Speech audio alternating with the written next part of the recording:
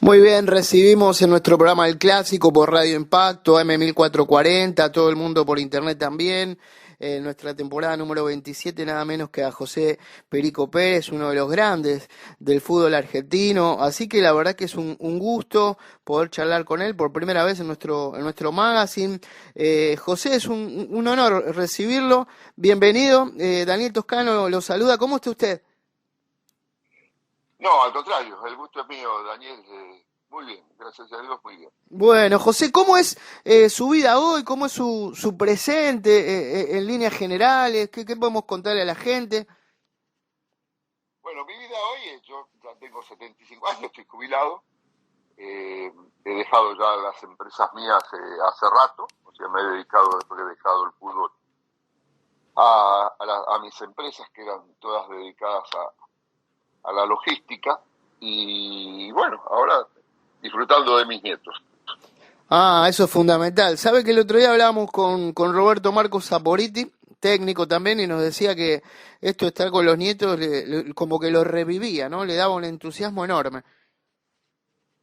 Y parece que no, pero es una etapa distinta, si bien uno a la edad de uno ya las pasó todas, en el sentido del matrimonio, del primer hijo, pero los nietos es algo, claro, del que uno no está acostumbrado, ¿no? Y tales hay que están, hoy es el día de hoy, están en casa. Vinieron ayer a festejar el Día del Padre, y son chicos, tengo uno de 1 año, el otro de 4 y la nena de 7. Claro. Fueron todos a dormir en casa. Y ustedes chochos, me imagino. Y la familia chocha, mi señora especialmente se dedica a ellos, y ahora en esto, creo que dentro de un rato ya venía mi hija a buscarlos, porque Está mañana bien. ya tienen que ir al colegio. Buenísimo. José, bueno, ¿cómo es su inicio en el fútbol? Digo, ¿cómo se da la posibilidad de decidir intentar jugar al fútbol en forma profesional? ¿Cómo se fue dando ese camino? Y el camino normal era de todo chico del barrio. Yo nací en Barraca. En esa época todavía se podía jugar en la calle. Barracas era una zona donde había emergido varios jugadores de fútbol, famosísimos. Y se empezó después en los clubes de barrio a jugar al fútbol. Jugábamos campeonatos en distintos clubes. En La Boca, en el Club Bohemio de La Boca, en el Club Núcleo Juvenil de Barraca, en Terremoto de Barraca, en Juventud Unida. Y había un señor que era delegado de River, Carlos Palomino, que fue el que llevó a River pero a muchísimas figuras de River. Él me vio en un campeonato, me vino a hablar, tuvo que venir a mi casa para pedir permiso a mi padre, yo era chico, tenía 9, 10 años, para llevarme para probar el River con la posibilidad de jugar en la 9ª división al otro año. Este señor tenía un equipo de fútbol llamado Carlos Gardel, porque era famoso, era muy fanático de Gardel, y se jugaban los campeonatos en el Luna Park. Empecé jugando ahí, y después, bueno, ya entré en la división inferior de River, en 9ª, y hasta llegar a la primera. Ahora, qué notable River, ¿no? Históricamente dando grandes valores futbolísticos desde siempre, ¿no? No solamente el caso suyo, sino, bueno, River es cuna de grandes futbolistas y siempre lo ha mantenido, ¿no? Yo creo que sí, por eso lo nombro y digo el señor Carlos Palomino, porque fue un hombre que trabajó, en esa época se trabajaba de otra manera, casi ad honorem, porque no los sueldos grandes ni nada por el estilo, pero fue un hombre que llevó grandes figuras a River, hasta llevó yo me acuerdo, a Cantú y a Babington, que después fueron a Huracán, estuvieron en River, tuvo Perfumo, este hombre llevó pero jugadores de mucha talla, y todos él lo iba recolectando, iba por los distintos barrios. En esa época eran los barrios, existía en la calle, que la calle yo creo que favoreció mucho a la habilidad de los jugadores, ¿no? Por el mal pique de la pelota en el adoquín, cosas que hoy ya no existen, hoy es imposible jugar en la calle. Nos ha pasado a nosotros también con otra generación de jugar en la calle y esas cosas, si bien eran irrepetibles, la tecnología también ha avanzado mucho, pero son tiempos que uno recuerda con afecto, ¿no? Ni que hablar de lo que usted manifestaba, ¿no? Que a partir de ahí podía darse la posibilidad de ir a un club como River. Y sí, en esa época, o sea, yo ni había pensado nunca en ir a probarme, ni nada por el estilo. La ilusión de uno era jugar en el equipo del barrio, crecer ahí en el club, donde uno permanecía, donde participaba la familia de uno. Era todo muy distinto, eran otras épocas. Por supuesto, la parte, como recién decís, de la tecnología ha superado todo, ¿no? Ujú, ujú. ¿Recuerda el debut en River? Me imagino que debe haber sido algo extraordinario, ¿no? Sí, yo debuto en ese momento. River jugaba con Platense, me llama la Bruna para concentrarme, para salir de suplente, jugaba titular Hugo Carballo.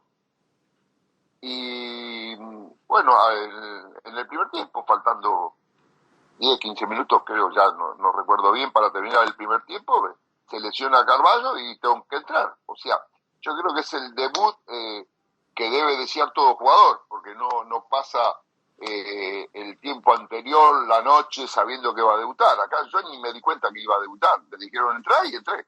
Ujú. ¿A qué edad fue eso? Y yo tenía 22 años. Claro, claro. Qué bárbaro, ¿no? Y de la mano de la Bruna, ni que hablar otro histórico de River.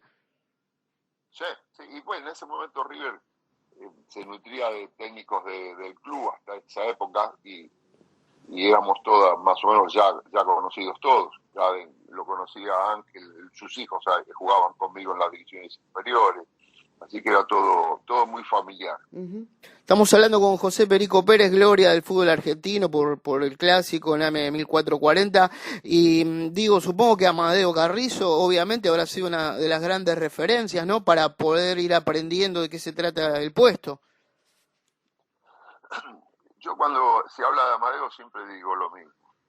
No hubo, no hay, ni habrá otro arquero como Amadeo. Amadeo fue monstruoso. Y yo me crié por las divisiones inferiores y pronto yo fui a practicar en ese momento la tercera practicaba mucho con la primera, pero en divisiones inferiores iba mucho, siempre detrás del arco. Y Amadeo era un tipo humanamente espléndido, él se prestaba para todo, siempre daba un consejo. Fue uno de los arqueros que, con todos los conocimientos que tuvo, nunca le marcó algo malo a un jugador, siempre a un arquero especialmente, ¿no? Siempre le decía cómo se podía hacer mejor una jugada. Ujú. Amadeo fue tremendo. Y personalidad y también una gran técnica, ¿no? Muchas virtudes tenía. Y yo creo que fue uno de los impulsores de muchas cosas que se utilizan hoy, el hecho hoy de salir fuera del área, de jugar la pelota con los pies. En ese momento lo tildaban a Amadeo de que era muy aventurado, que no podía hacer esa jugada, y hoy en día las practican todos los arqueros. Hoy ya es la base número uno de los arqueros, jugar con los pies. Ujú. José, usted tuvo una enorme cantidad de penales atajados, no solamente en River Plate, en otras instituciones también, pero además le atajó en un mismo partido dos a otro fenómeno, ¿no? Como Miguel Brindisi, en el mismo partido. Sí, eso fue el año de que Huracán salió campeón, que el equipo tenía un equipo muy bueno, Huracán. Y bueno, tuve la oportunidad de atajar los dos, uno en el primer tiempo y el otro en el segundo tiempo. Ajá.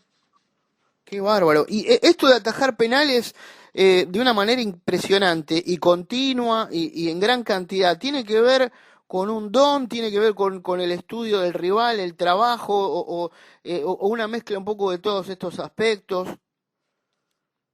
Yo creo que se dan un montón de factores.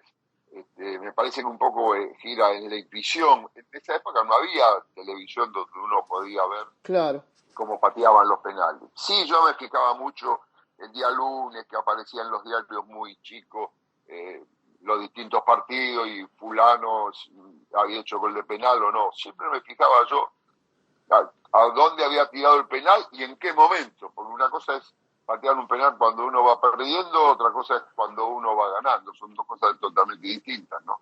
Claro. Donde uno busca más la seguridad. Ujú, ujú. No, Y un poco yo digo que se da por la intuición de uno, en ese momento de resolverlo en el momento y salir ahí justo. me imagino también para el rival que va a ejecutar el penal, que no es lo mismo tener a cualquier arquero que tenerlo a usted enfrente con todos los penales que llevaba atajado, ¿no? Digo, por ahí eso también al que va a ejecutar le provoca cierta inseguridad, ¿no? O tensión. Y lógico, se le hace porque ya de por sí al que va a patear se le hace una cosa media rara, porque si hace el gol es normal que hacer un gol de penal, pero si se lo atajan eh, está en contra del que patea, ¿no? Entonces ya la ventaja la tiene el arquero siempre. Claro, claro. Y a lo largo de los años, ¿qué arqueros puede usted destacar como uno de los grandes del puesto, ¿no? Usted, con la mirada del profesional, ¿qué arqueros le han gustado a lo largo del tiempo, de nuestro fútbol? Que ha habido buenos arqueros, pero bueno, sí, la opinión calificada es la suya, ¿no? Sí, yo siempre destaqué a Amadeo. Amadeo siempre tuvo grandes arqueros. Lo que pasa es que depende también uno de las características, que es lo que los arqueros que a uno le gustan, ¿no? En la época mía estaba Cejas, estaba Marín, estaba Andrada, había muchos arqueros. Después fueron viniendo, ni hablar lo que fue Filiol, los distintos arqueros. Pero esa era la camada de arqueros de esa época. Era muy difícil ir a la selección en ese momento. Yo decía, ¿cómo haces para la selección de arquero? Una vez Renato Salini, que era técnico de la selección, citó a los arqueros y estaba Santoro, Marín, Cejas, estaba yo, que era el último de todos, y uno dice, ¿cómo jugás? Claro, claro. Argentina siempre tuvo buenos arqueros. Ujú. Y de... Con distintos estilos, ¿eh? Ujú, ujú. Porque Gatti fue un gran arquero, Herrera fue un gran arquero, Poletti fue un gran arquero, pero con distintos estilos, ¿no? Ujú, ujú. Y de los arqueros actuales, José, digo, ¿hay alguno que merezca su atención o su elogio? A nivel de nacional o A nivel nacional, por ejemplo. sí, a nivel, o sea, yo pienso que Armani en River está jugando bastante bien. Últimamente había caído un poquito, pero se volvió a levantar. Me gustan mucho los dos arqueros que tenía Boca, Rossi y Andrada. Hay arqueros buenos, hay arqueros buenos. Ahora también, qué difícil, ¿no? Para el protagonista, porque a veces cierta prensa es muy injusta, ¿no? Pasa del elogio desmedido a la crítica feroz, y entonces es como que no hay un término medio, ¿no? Hace un tiempito Racing con Gago era una maquinita, ¿no? Pierde dos, tres partidos y ya se viene todo abajo. Y todo eso es difícil, digo, porque hay una familia detrás de cada jugador. Yo creo que en el fútbol hay escepticismo, no solo del hincha, sino del que opina. Es muy cambiante, es muy difícil que el que le gusta el fútbol, que es fanático del fútbol, pueda opinar en forma imparcial, porque el fanatismo le hace borrar toda la imparcialidad. Claro. Se cambia mucho. Lo de Gago es muy especial. Yo lo estaba comentando el otro día con uno de sus ayudantes, y le decía cómo cambia en dos partidos de ser un técnico exitoso que está llevando una buena campaña con Racing a después venir y criticarlo, ¿no? Claro, claro. Sí, o hasta se pone en duda su continuidad cuando hace un mes se decía que le iban a hacer un contrato no sé por qué cuánto tiempo. Es increíble también, ¿eh? Es un tema que cierto periodismo debería corregir, pero bueno, es una lástima porque así los proyectos a largo plazo como que se complican. Y sí, pero hay un caso que es fundamental. La selección argentina hoy está pasando por uno de los mejores momentos.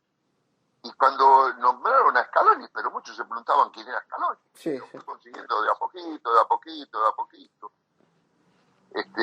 Y hoy nadie discute Scaloni, hasta le pusieron la escaloneta. Sí. Y yo digo que somos muy fanáticos los que opinan y se dejan llevar mucho por los resultados. El fútbol es eso, resultados, ¿no? Ah, y en la época en la que usted jugaba, ese nivel de fanatismo y hasta de intolerancia, digo, ¿era así o esto se ha profundizado con los años? yo creo que siempre existió. Lo que pasa es que en esa época uno era muy común preguntar cómo formaba un equipo y uno lo decía de cabo a rabo, ¿no? No, porque los equipos eran más, jugaban más seguido, se mantenía siempre un equipo estable. Hoy ya es más difícil. Hoy los equipos cambian muy seguido, no son tan estables las alineaciones, pero siempre fue igual, siempre fue igual. En esa época yo me acuerdo River que hacía buenas campañas, pero cuando le tocó perder era criticado. Independiente mismo, que a mí me tocó jugar Independiente, si no bastaba, la platea de Independiente era bravísima, castigaba con todo. Y Independiente le dio de todo, ¿no? Porque era el equipo más copero, el que más ganaba. Y usted ahí ganó la Copa, claro. Salí campeón Independiente, llegamos a Avellaneda y nos tocó jugar con River y empatamos y existían sin amigos. Qué increíble. Salí campeón de América. Bueno, un logro espectacular, ¿no? Haber salido campeón de América con Independiente, donde había grandes figuras, caso Bocini, entre otros, ¿no? Por supuesto, pero un gran recuerdo también. Y no, yo cuando llegué a Independiente, la verdad, era un equipo catalogado de hombre, no en el derecho así de masculino y femenino, ni nada que se asemeje. Hombre, porque tenían continuidad del equipo y grandes jugadores, Bocini, Bertoni, Semenegui, el negro Galván, Balbuena, ¿no? Tenían todos unos jugadores, en cualquier cancha iban y ganaban, ¿no? ¿Y cómo define su estilo, Perico, más allá del tema de los penales, su estilo como arquero, por ahí para aquellos que no tuvimos la posibilidad de verlo, ¿no? Yo creo que mi estilo era el arquero típico de esa época, más atajador que otra cosa. Aparte los arqueros en esa época tenían que ser atajadores. Uno, si salía un poquito, ya no se veía bien o ya se escuchaba el murmullo de la tribuna, no estaban acostumbrados. Pero era más arquero de arco, ¿no? De ser seguro de manos. Era un estilo así más característico de arquero de atajador. ¿Y algún defensor que recuerde, digo, a modo de elogio, de haberse entendido perfectamente en la zona defensiva, en los tiempos de fútbol? Porque bueno, en River y en Independiente fundamentalmente habrá jugado con gente muy importante, ¿no? Sí, yo de todo, de la línea 4 más recuerdo de la Independiente. Jugaba Comiso, el zurdo López, Pancho Sao, Semedewi y Pavoni. Era una línea 4 que jugaba de memoria. Fuerte, sí. Y en River tuvo jugadores en la defensa individualmente, pero no, yo me quedo con la Independiente. Ajá. ¿Y se puede hacer amigos en el fútbol, en la profesión, que es tan competitiva? ¿Rescata gente con la que se sigue vinculando a través de los años, de su paso por el deporte? Sí, con todos. Con River normalmente una vez al mes nos juntamos desgraciadamente, y es medio fuerte con los que vamos quedando, ¿no? Hasta tenía Amadeo Carrizo, hasta tengo amistad y relación con muchos muchachos de Boca. Uno, qué sé yo, de acuerdo a la manera que se manejó en la vida, va formando los amigos. Pero sí, ¿no? Que eran amigos del fútbol. Sí. Nosotros, por ejemplo, yo soy de la división del año 47 y nos juntamos una vez al mes con todos los del año 47. Ajá. Llega un momento donde uno dice que ya no es tanto la amistad, ya es una hermandad, porque nos conocemos de los 10 años. Claro. ¿Y con muchachos de Boca también se ven de vez en cuando? Sí, tengo muy buena relación. Claro. Y bueno, después, cuando llega el momento del retiro, Perico, ¿uno lo va planificando eso? ¿Es duro? ¿Cómo influye la familia, ¿no? A la hora de seguir adelante? Porque uno deja la actividad profesional, pero es muy joven también para la vida. No, yo ya me iba formando, yo ya tenía empresas cuando jugaba porque ya veía que en cualquier momento. O sea, cuando vi que uno llegó a jugar en River, Independiente, y después ya otra vez volver a tener ese nivel cuesta, entonces uno ya elige dejar. Me había agarrado una hepatitis en ese momento, que me costó mucho tiempo estar parado y ya me costaba volver a tener los mismos incentivos que tenía antes. Pero ya estaba encaminado con las empresas, ¿no? ¿Es difícil el momento de decir, bueno, voy a dejar? ¿Cuesta? No. Me costaba después cuando iba a ver algún partido, algo, y veía la cancha, el verde, o ahora mismo, verlo, ahí sí a uno le viene otra vez ese deseo de volver a jugar y de sentir lo que uno sintió cuando jugaba, pero hay que saber aceptarlo, de que los tiempos pasan, ¿no? Sí, recuerdo alguna charla con Roberto Mouso también que nos decía que le costaba enormemente ir a la cancha de Boca a ver algún partido después de que dejó. Le dolía mucho por ir, le hacía mal debe ser, claro, complicado porque uno se siente jugador de fútbol siempre. Pasan los años, pero se siente jugador. Robertito porque nos conocemos de chicos, porque Sí. vivía a una cuadra de mi casa en Barraca. Él aparte era fanático de Boca. Yo me acuerdo que él siempre me decía, yo quiero jugar la primera como vos, yo quiero jugar la primera como vos. Y bueno, llegó a jugar en Boca, pero él era más hincha que jugador de Boca. Sí, sí, sí. Y, Por y, eso y después Roberto lo sintió mucho. claro, hoy ve fútbol, digo, ¿qué equipos por ahí le gustan dentro del nivel que tenemos en la República Argentina? Siempre da la sensación que River está un par de escalones encima del resto, ¿no? Sí, acá en la Argentina veo a River, a veces veo a Racing, pero me gusta más el fútbol europeo, me gusta más el fútbol, cómo se juega en Europa con más velocidad, que ese es el gran miedo que a veces uno tiene de la selección argentina, con el nivel que tiene, cuando se tengan que enfrentar con equipos europeos que tienen una velocidad distinta a la nuestra. Y sabe que le quería consultar el tema táctico y la importancia de lo que es un entrenador, porque a veces da la sensación que se le da un valor enorme, ¿no? A lo que es el técnico hoy en día. En aquellos tiempos de fútbol, cuando usted jugaba, también tenía tanta influencia la voz del técnico, del entrenador, era tan considerado. Y para el afuera, sí, el técnico era el fusible de cuando el equipo no funcionaba. Lo que pasa es que antes los técnicos eran un poco así, producto de haber sido profesionales en ese juego que es el fútbol. Hoy en día el técnico ya se capacita de otra manera, hay otra medida, otra forma de entrenar, cambió mucho el fútbol. Yo creo que el cambio más grande fue la alimentación del futbolista cambió totalmente. Nosotros estábamos acostumbrados al churrasco y ensalada. Hoy en día la alimentación cambió, los sistemas de entrenamiento cambiaron. No entrena lo mismo el arquero que el wing izquierdo, ni el fullback centro igual que el centro forward. Hoy ya hay técnica, hay estudios de formas de entrenar, cosas que antes no existían. Está bien, está bien. Y fuera del fútbol, ¿qué cosas le interesan o captan su atención? No sé, desde la música, encuentro con amigos, ¿qué cosas lo mantienen motivado, ¿no?